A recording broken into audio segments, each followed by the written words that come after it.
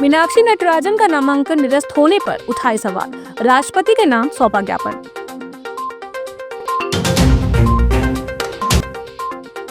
जन कल्याण शिविर, हितग्राहियों को मिला योजनाओं का लाभ।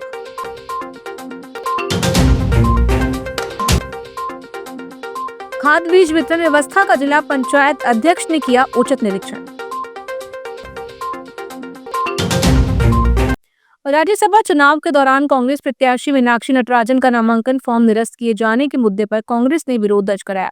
शुक्रवार को कांग्रेस सेवादल जिलाध्यक्ष जीतू बर्वे के नेतृत्व में कार्यकर्ताओं ने डिप्टी कलेक्टर को राष्ट्रपति के नाम ज्ञापन सौंपकर निष्पक्ष जांच की मांग की। कांग्रेस सेवादल अध्यक्ष जीतू बर्वे ने कहा कि लोकतंत्र में संवैधानिक संस्थाओं का निष्पक्ष रूप से कार्य करना बेहद जरूरी है।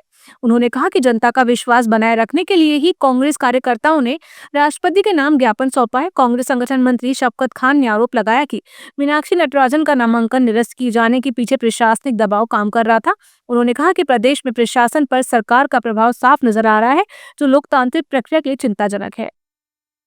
राष्ट्रपति महामहिम के जो आज हमारे संविधान के जो संरक्षक है उनके पास पहुँचे इस उम्मीद से कि जिस तरह भाजपा सरकार आज लोकतांत्रिक और संवैधानिक संस्थाओं का जिस तरह दुरुपयोग कर रही है, उन संवैधानिक संस्थाओं के मजबूती और आम जन पर उसका विश्वास बन सके, तो हम राष्ट्रपिता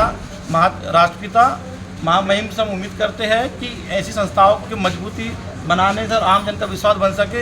ऐसी संस्थाओं भाजपा द्वारा जो कथित कार्रवाई की जा रही है, हर धर्मता और एकदम तानाशाह रवैये के अनुसार पूरी सामुदायिक संस्था का दुरुपयोग कर रही है, ऐसी संस्थाओं के ऊपर त्वरित कार्रवाई करे जिससे आम जन पर उन पर विश्वास बन सके।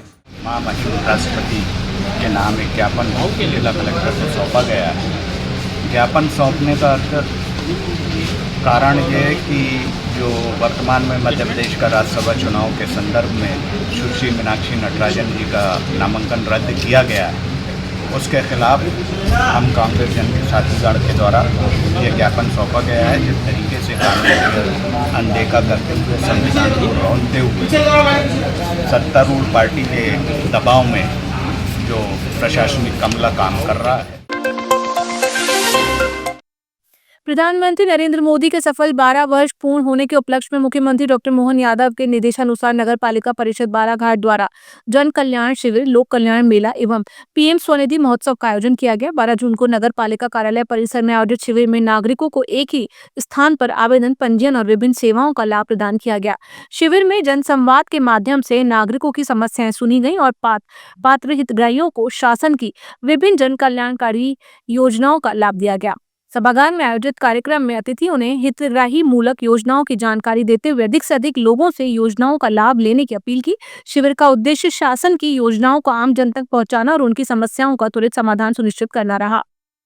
हर महिला को, चाहे खिलाड़ी हो, युवा, बच्चे, किसान, हर किसी को लाभ मिले, जिससे वो अपने अपने स्तर पर ऐसी ऊंचाइयों को प्राप्त करे कि एक अच्छे सशक्त राष्ट्र का निर्माण कर सके। आज किसानों को वो स्थिति में है किसान जहां पहले कभी उन्हें वो स्थिति प्राप्त नहीं होती थी। आज अगर 12,000 रुपए साल का उन्हें किसान सम्मान निधि, किसान कल्याण योजना के माध्यम से लाभ मिल रहा है, वो लाभ कभी उन्होंने पहले जीवन में देखा नहीं था। किसानों को समय पर खाद एवं बीज उपलब्ध कराने और उनकी समस्याओं का समाधान सुनिश्चित करने के उद्देश्य से जिला पंचायत अध्यक्ष सम्राट सिंह सरस्वार ने सेवा सहकारी समिति का औचक निरीक्षण किया। निरीक्षण के दौरान किसानों ने खाद बीज की उपलब्धता, वितरण व्यवस्था और अन्य कृषि संबंधी समस्याओं से जिला पंचायत अध्यक्ष को अवगत कराया। सम्राट सिंह सरस्वार ने किसानों की समस्याओं को गंभीरता से सुनते हुए संबंधित अधिकारियों को आवश्यक निर्देश दिए कि किसानों को किसी भी प्रकार की परेशानी न हो और खाद्य बीज का वितरण पारदर्शी और समयबद्ध तरीके से किया जाए। उन्होंने कहा कि किसान देश की अर्थव्यवस्था की रीढ़ है और उनकी समस्याओं का निराकरण प्रशासन की प्राथमिकता होनी चाहिए। शासकीय सामुदायिक स्वास्थ्य केंद्र लालबर्रा के अंतर्गत कार्यरत आशा पर्यवेक्षक का लंबे समय से लंबित भुगतान अब एक बड़ा प्रशासनिक मुद्दा बन गया है। महीनों से मानदेय एवं अन्य देय राशियां प्राप्त नहीं होने से नाराज आशा पर्यवेक्षकों का आक्रोश फूट पड़ा। शुक्रवार 12 जून 2026 को खंड चिकित्सा अधिकारी की अनुपस्थिति में पर्यवेक्षकों ने बीसीएम श्रीमती सपना दुर्वे एवं बीपीएम भुवनेश्वर बोपचे को एक सामूहिक आवेदन सौंपकर अपनी गंभीर आपत्ति दर्ज कराई। आशा पर्यवेक्षकों ने आरोप लगाया कि विभाग द्वारा उन्हें फील्ड कार्य, विभाग की गतिविधियों और विभिन्न योजनाओं का दायित्व तो नियमित रूप से लिया जा रहा है, लेकिन भुगतान के समय टालमटोल की जा रही है, जिससे उनके सामने गहरा आर्थिक संकट खड़ा हो गया है।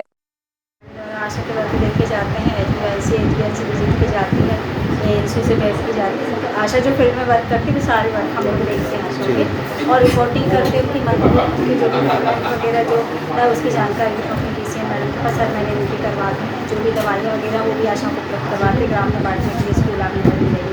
जैसे 5 माह से वेतन नहीं मिला तो किस तरह से परेशानी हो रही है आप लोगों को?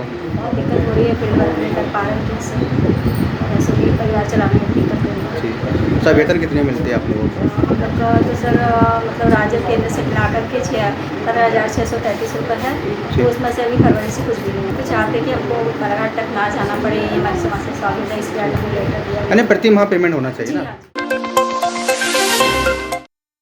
जटाशंकर त्रिवेदी पीजी कॉलेज में दलाली और अवैध वसूली के गंभीर आरोपों को लेकर शुक्रवार को अखिल भारतीय विद्यार्थी परिषद ने जमकर विरोध प्रदर्शन किया।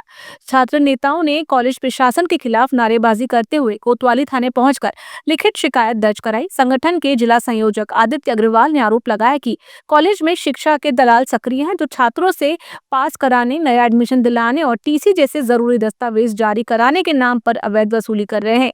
विरोध के दौरान अभाविप कार्यकर्ताओं ने कॉलेज शासन के खिलाफ नारेबाजी की और मामले की गंभीरता को देखते हुए कोतवाली थाने में लिखित शिकायत दर्ज कराई।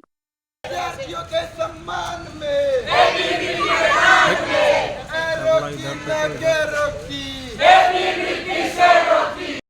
बार जोर से